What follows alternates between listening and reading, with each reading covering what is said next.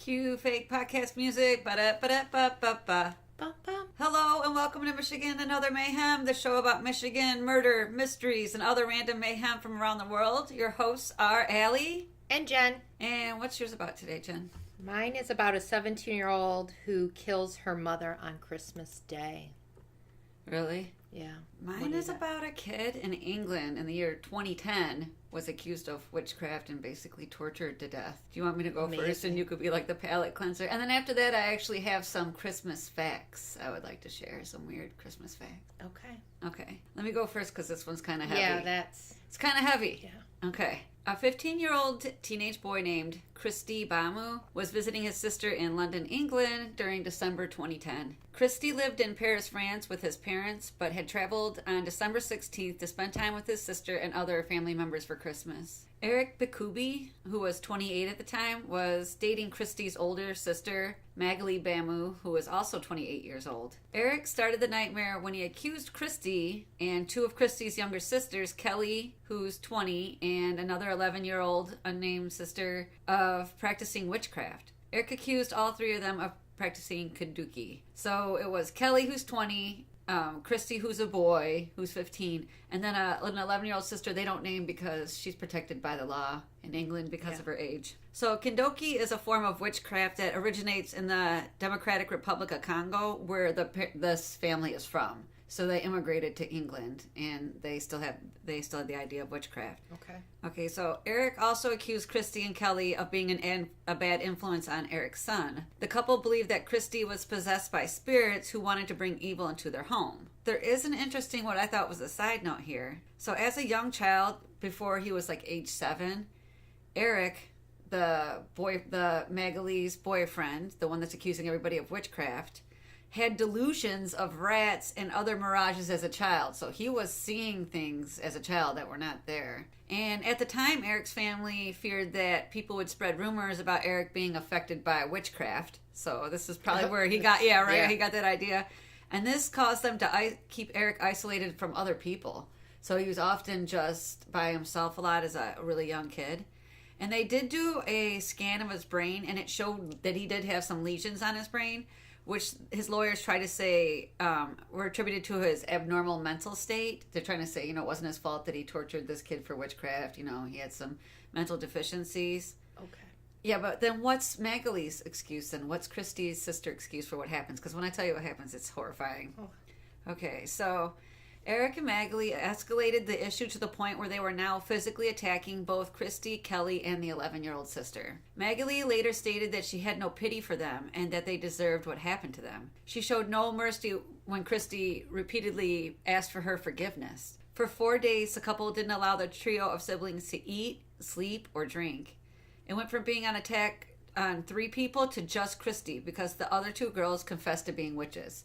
They did it just to make it stop. You know what I'm saying? They confessed that they were witches, and they stopped basically torturing them. And the torture escalated when Christy refused to admit to sorcery, and the result of what happens they considered his, and I'm going to quote, deliverance ceremony. Magali forced Christy's sister and brother, who were being attacked earlier, to torture, 2 sisters, who were being attacked earlier to torture Christy. They hit him with wooden sticks, a hammer, a metal bar, knives, and a chisel. The couple used pliers to twist his ear.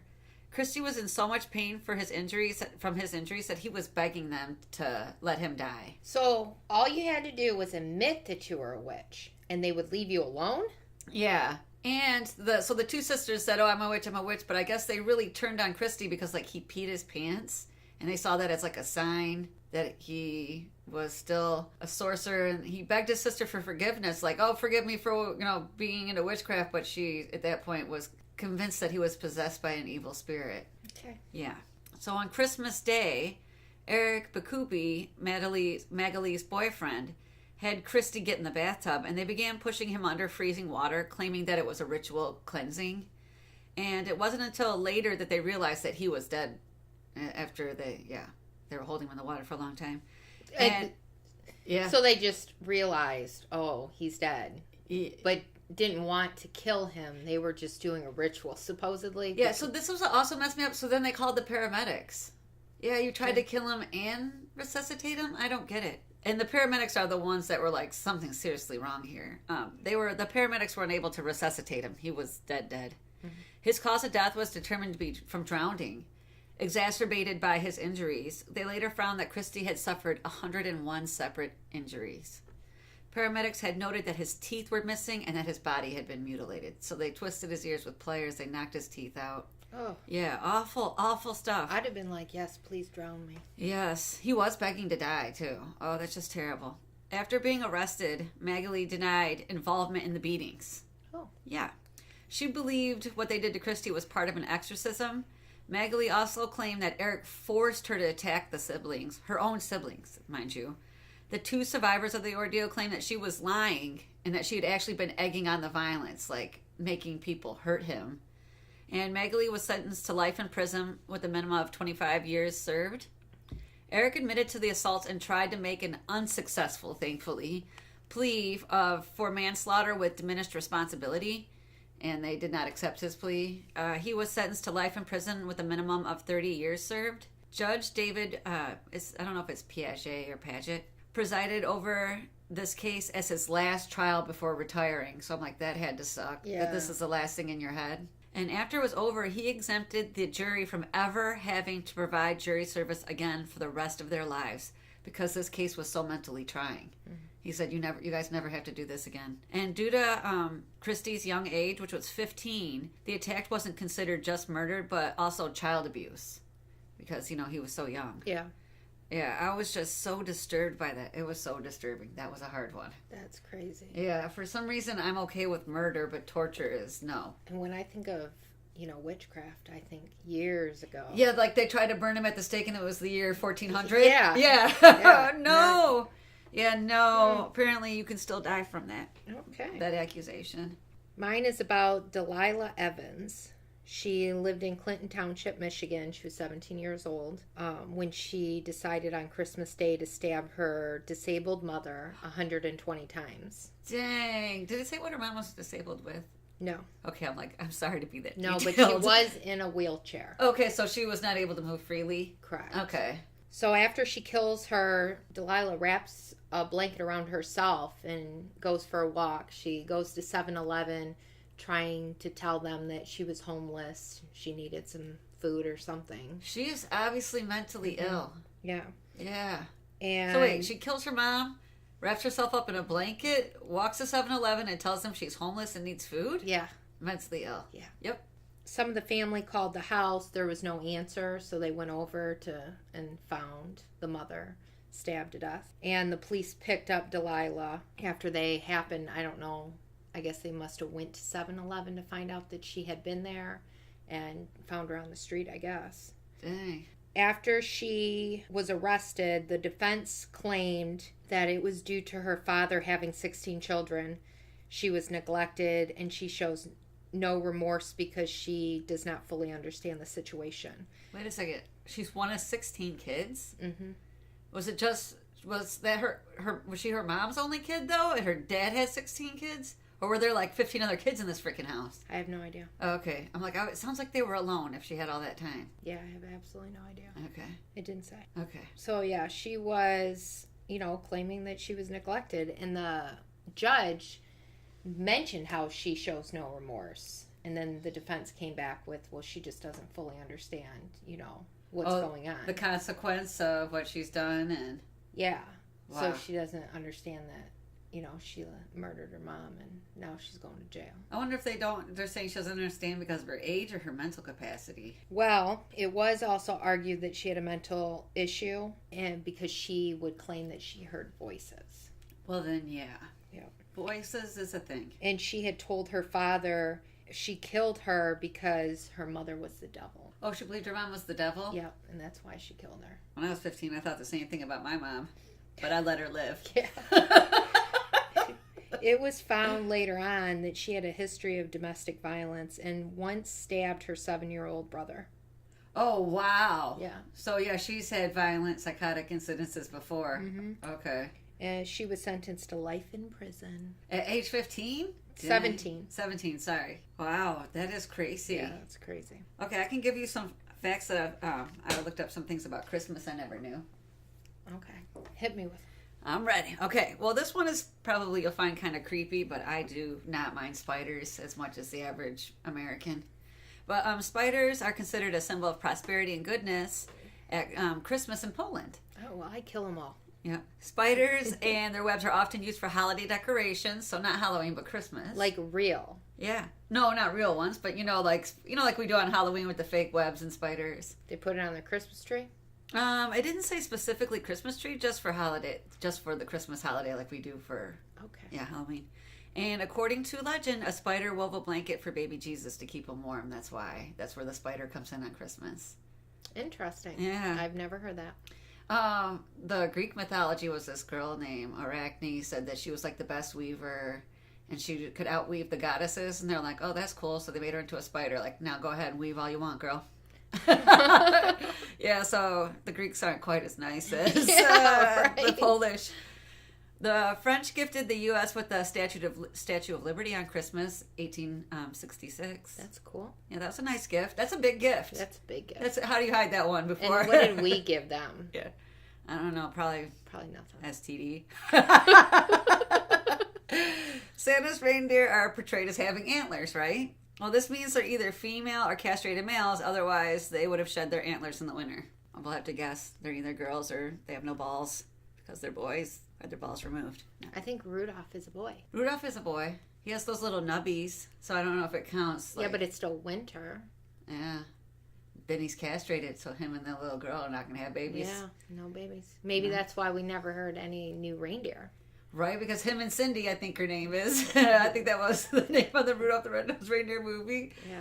Cindy and Rudolph couldn't have babies. Yeah. Yeah. So Washington Irving, who created the story of Sleepy Hollow, like the headless horseman, Ichabod Crane, is the same man that created the image of Santa Claus flying his sleigh in 1819. Before that, Santa was all groundwork. And I was thinking, how could he have done that on the ground? But in 1819, maybe there was less of a population. There's more than 7 billion people on the planet now. Yeah, but there was less then. You're saying that they didn't know that there was an ocean and land past the ocean. Oh, there were people who believed that. There are still people who believe the world is flat, so it wasn't just then. Okay. It's still people now. The U.S. playing card Bicycle, which made special playing cards for German prisoners of war during Christmas. They're like the special Christmas brand. When soaked in water, the cards provided an escape route out of Germany. Merry Christmas, escape route. Oh, that's neat.